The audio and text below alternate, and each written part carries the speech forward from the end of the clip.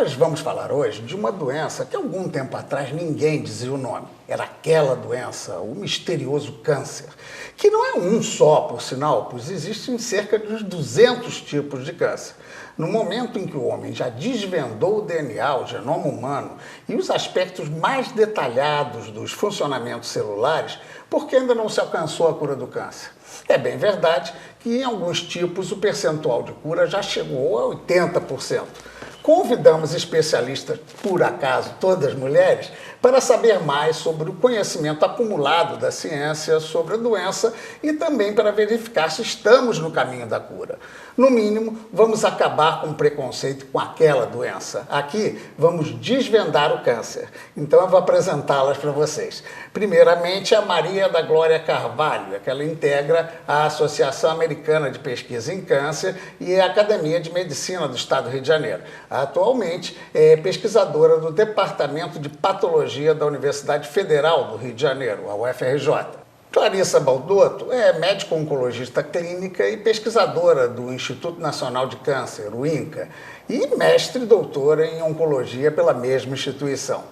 Natalia Henriques Canedo é professora de patologia da Faculdade de Medicina da UFRJ, onde também coordena o Laboratório de Neuropatologia e o Laboratório de Patologia Molecular. Médica patologista, é claro, com doutorado em Biologia Molecular, faz pesquisas na área de neuropatologia e patologia molecular. Participa ainda da Sociedade Brasileira de Patologia. Eu depois vamos explicar direito o que é patologia, tá, gente? A Juliane Mussacho é mestre e doutora em medicina, gerente de hematologia e pesquisadora também do Grupo COI, que é uma empresa onde se faz pesquisas sobre a evolução dos clientes nos tratamentos. É também membro da Sociedade Americana de Hematologia.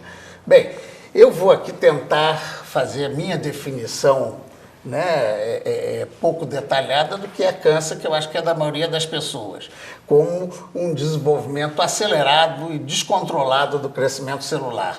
Maria da Glória, isso explica só o que é que a gente acrescenta para isso? Eu acho que você definiu muito bem câncer como sendo uma alteração desse controle da proliferação celular. De fato, a célula perde este controle. E no que perde, ela perde também a sua capacidade aquele controle de morte celular e formando assim um tumor, não é? Com capacidade de invadir outras... e passar o problema para outros também. Né? Eu perguntaria então agora para a Clarissa, desse ponto de vista aí do crescimento desordenado, existem vários tipos. Por que começa um câncer? Existe. Claro, se a gente soubesse exatamente, teria cura, né? Mas quais são os elementos? Algumas pré-condições ambientais podem existir, não é isso? Essa pergunta é a primeira pergunta que um paciente faz para a gente, né? Mas por que eu tive essa doença? E a verdade é que é multifatorial, como muitas das doenças do mundo moderno, né? Uma doença multifatorial. Então, é claro, tem alguns tumores com componente bem hereditário, né? Que nós sabemos, mas esses tumores não são a maioria hoje em dia. Os fatores ambientais estão envolvidos. Por exemplo, o cigarro é um fator ambiental que a gente identifica como um forte causador de muitos tipos de tumores. Mas outros, hoje nós já sabemos que a obesidade, o tipo de alimentação, mas na maioria das vezes nós não conseguimos pontuar, foi este fator que levou ao câncer. Ou a soma, né? Geralmente é a soma dos fatores e nem sempre a gente consegue identificar um único fator. Embora existam, e aí eu pergunto isso para a Nathalie, pessoas que fumam a vida inteira e não têm câncer. Claro que existe uma predisposição dessa pessoa, né? Claro que tendo também a predisposição, aí vai ser fatal ter o câncer, né? Exatamente. É envolvido no processo de carcinogênese, quer dizer, o surgimento do câncer, das neoplasias malignas. A gente tem, além dos fatores ambientais, como você falou, a predisposição genética. Então, os fatores ambientais geralmente levam a mutações, que são alterações no DNA, e a predisposição genética, ela lida com fatores protetores da célula. Então, tem pessoas que já nascem com esses fatores protetores alterados. E isso facilita o surgimento dessas neoplasias malignas, que são os cânceres. Por isso é que, às vezes, pessoas que fumam por décadas não desenvolvem o câncer, e outras que não fumam ou que fumam há pouco tempo ou que têm pouca exposição aos fatores que levam a essas mutações acabam desenvolvendo o câncer. Quer dizer, é melhor evitar, né? Com certeza. Mas aquela lenda que o fumante passivo também pode ocorrer? Com certeza, não é uma lenda, é uma realidade. É tanto o fumante passivo quanto qualquer outra pessoa que seja exposta a um fator ambiental, mesmo ela sem saber que é exposta àquele fator. E aí a gente tem diversos outros agentes que podem causar câncer. Um fator pouco conhecido é uma toxina que tem no amendoim, que chama aflatoxina, que leva também a câncer de fígado, no caso. Então, dependendo do tipo de câncer, a gente tem fatores envolvidos, e que a maioria é desconhecida para a população, né? Bem, aí agora a gente fica num dilema. Se existe uma predisposição, a gente não sabe, será que daria para tomar cuidado, Juliana? Eu acho que sim, levando uma vida saudável, não é? Fazendo exercícios, tentando viver da melhor forma, evitando contato com fatores que são maléficos, se sabe, a própria saúde em geral, de certa forma você também protege contra o câncer. Um outro fator importante hoje no desenvolvimento do câncer, principalmente doenças hematológicas, é a infecção viral. Se sabe, por exemplo, que a infecção pelo HIV ele aumenta o risco de linfoma em cerca de 1000 vezes do que a população que não tem HIV.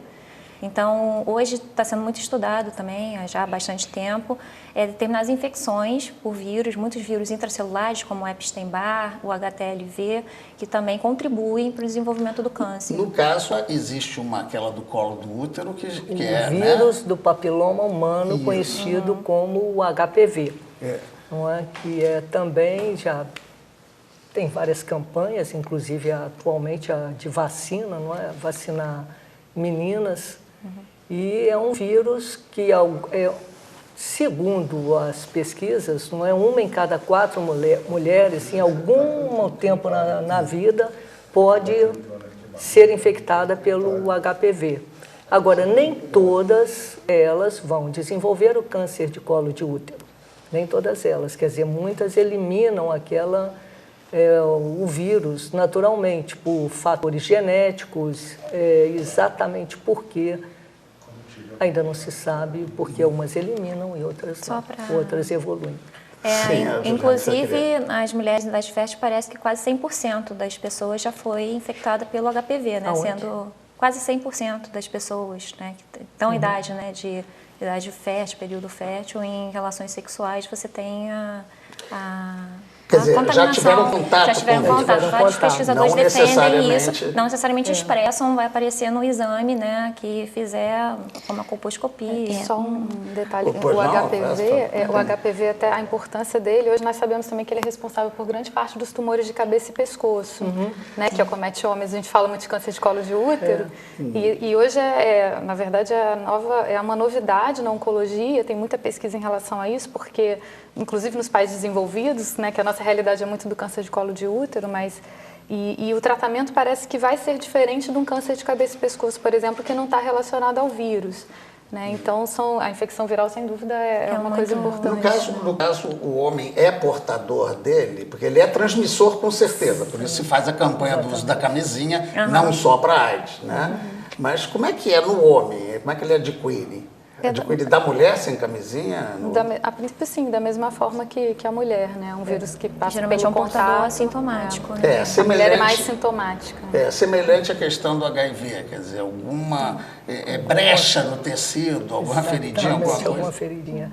E não se fala muito, mas o homem tem também câncer de pênis por HPV, onde muitas vezes é indicado uma amputação do membro. É bom tomar cuidado. Exatamente. Pois na mulher... E também na mucosa oral, na esôfago, em vários locais, a infecção pelo HPV. Puxa, pois não, Nathalie, o que você... Continuando a fala da Juliane, existem diversos tipos de HPV. Nem todos são oncogênicos, quer dizer, nem todos vão induzir o surgimento de um câncer. Daí a gente vê que a maior parte das mulheres em idade fértil, em atividade sexual, acabam tendo algum contato com algum tipo de vírus de HPV, mas nem todas desenvolvem câncer de colo de útero ou outro tipo de câncer relacionado ao HPV. Por isso é importante a população em geral saber, para não entrar em pânico quando sai um diagnóstico de infecção por HPV. Existem diversos subtipos e é importante, então, subtipar para ver se realmente tem chance de ser um subtipo oncogênico, quer dizer, se aquela pessoa está sob risco de desenvolver. E até mesmo a vacina câncer, são não. contra, basicamente, Exatamente. esses subtipos que causam câncer. Se eu não me engano, 13, né, ou 33. Nós estamos aqui, de certa maneira, né, por acaso, né, como eu brinquei que eram mulheres, a gente caiu num tipo de câncer essencialmente feminino, né, digamos assim. Existem outras características, eu perguntaria para você, Clarissa, que distinguem homem e mulher também? Quer dizer, parece que a própria questão do hormônio feminino é que vai causar também o de mama e suas... É isso mesmo? Os tumores mais frequentes, eles por acaso são típicos ou de homem ou de mulher, que é próstata e mama, né? Porque, embora assim, as pessoas não saibam, né? Mas o homem, muita gente não sabe, mas o homem pode ter câncer de mama também. Existe câncer de mama em homens, né? Mas é claro que o fator hormonal é um fator que predispõe a mulher a ter com mais frequência o câncer de mama, além da formação da glândula, que é diferente mesmo, né? Da mesma forma que o hormônio masculino predispõe, de certa forma, ao câncer de próstata. E tem sim diferenças de incidência de acordo com o tipo de tumor. Agora, por exemplo, o câncer de pulmão, né, que é um tumor que era muito mais frequente em homens, estava muito ligado ao hábito de fumar, que começou primeiro nos homens e que a mulher veio acompanhando, como sempre tenta imitar o homem, infelizmente, e acompanhou. Então depende muito do tipo de câncer. Acho que aquilo que você disse no início é o principal. O câncer não é uma doença só, né? Então eu costumo dizer isso para o paciente: esse diagnóstico câncer não me diz muita coisa, né? Depende muito do tipo, de como você é, das suas características. Hoje em dia é tudo muito individualizado. Bem, eu vou fazer uma pequena pausa, porque a gente já viu aqui gênero, as diferenças, mas raça, tipo de vida, nós vamos ter vários detalhes que também vão orientar os tratamentos e os tipos de câncer. A gente volta já já, um minutinho só.